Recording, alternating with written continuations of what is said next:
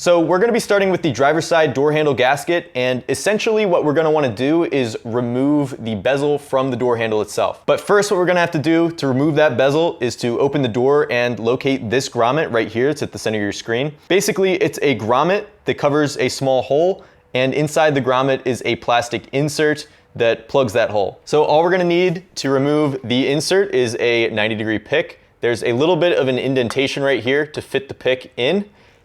And then we're just gonna pop that out just like so.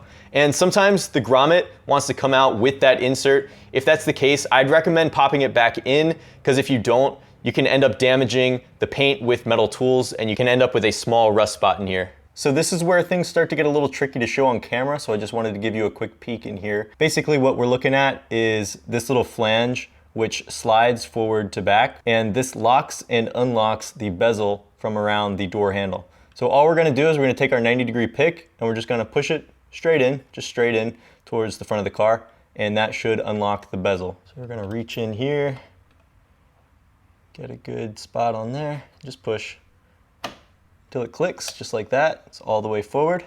And then we should just be able to peel this off very gently so as to not damage the plastic bezel.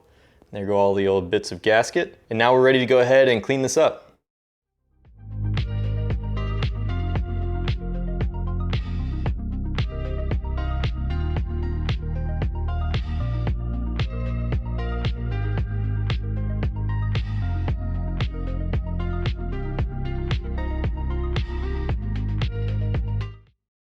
So now we're ready to go ahead and install the new gasket into the old bezel. So all we have to do to install this gasket into this bezel is to line up all the little nubs. There's these little nubs and then these little receivers on the rubber gasket itself, and you'll find that those fit together.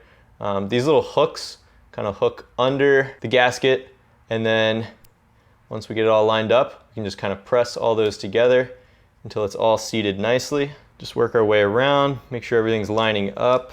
There we go. Voila. And we're gonna do this again with these hooks going into the door like this, and then rotating upwards like so. So now reopening this door, we're gonna go back into this little window into the door here, and that flange right there that we pushed forward to unlock the bezel, we're now just gonna hook behind and pull straight back.